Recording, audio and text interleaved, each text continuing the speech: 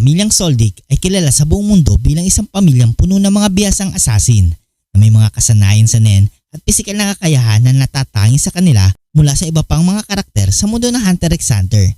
Si Killua Soldic, ang ikatlong anak ni Silva Soldic, ay kilala sa kanyang pambihirang bilis, lakas at kakayahang mag-transform ng kanyang mga kamay upang maging mas malakas at matalim ng mga sandata.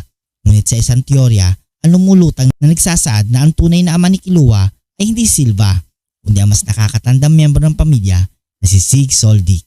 Si Sig Soldic ay isa sa mga pinakamaagang kilalang miyembro ng pamilyang Soldic at kasama sa ekspedisyon sa Dark Continent. Dahil dito, maraming haka-haka na maaaring si Sig ang nagmana ng kakaibang kakayahan ni Killua, tulad ng kanyang naging halimaw na kamay at matatalas na mga kuko. Pati na rin ang ilang pisikal na aspeto tulad ng kanilang pagkakahawig sa buhok at itsura. Ang teoryang ito ay nagsusulong ng ideya na si Sig at hindi si Silva ang tunay na ama ni Killua, na nagbubukas ng maraming tanong at posibilidad sa kasaysayan ng pamilyang Soldic. Isa sa mga pangunahing batayan ng teoryang ito ay ang pagkakapareho ng itsura ni Killua at Sig. Bagaman si Sig ay hindi paganap na ipinapakita sa serye, ang mga kakaunting larawan ay nagpapaiwatig tungkol sa kanya ay nagpapakita ng mga aspeto na maaaring nagmana si Killua. Pareho silang may mga maputing buhok na nagpapakita ng kakaibang pisikal na katangian ng pamilyang Soldic. Ngunit higit pa rito, ang kanilang mga mata at matalim na ekspresyon ay maaaring magsilbing paiwatig ng kanilang koneksyon sa dugo.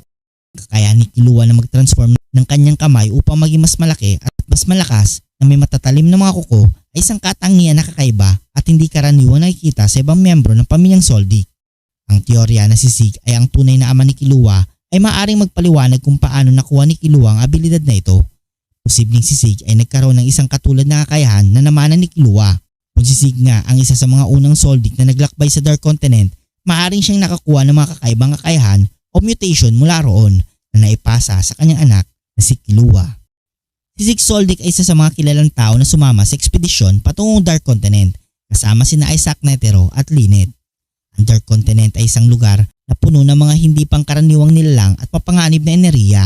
Kung si Sig ay nagdala pabalik ng anumang uri ng mutation o kakaibang enerhiya mula sa lugar na iyon, ito ay posibleng naipasa sa kanyang anak na nagpapaliwanag kung bakit kakaiba ang mga kakayahan ni Killua kumpara sa kanyang mga kapatid.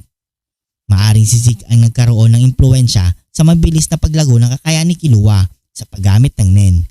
Ang kanyang potensyal na pagkakatulad sa kanyang lolo o ama, kung totoo ang teorya, ay maaring magbigay linaw sa kung bakit si Killua ay may likas na talento sa pagmaster ng nen techniques na kadalasan tumatagal ng taon para mapag-aralan ng iba.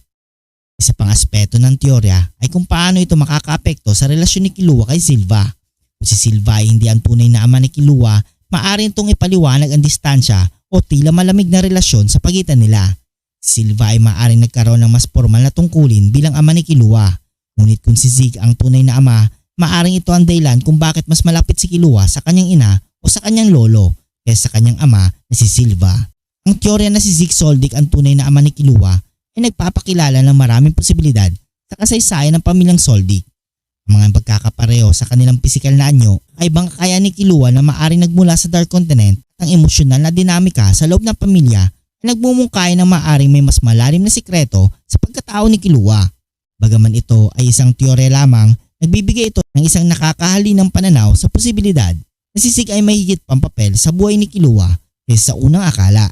Kung nagustuhan mo ang video ito, huwag niyong kalimutan mag-like at subscribe and hit notification bell button para updated kayo palagi sa ating video. Maraming salamat.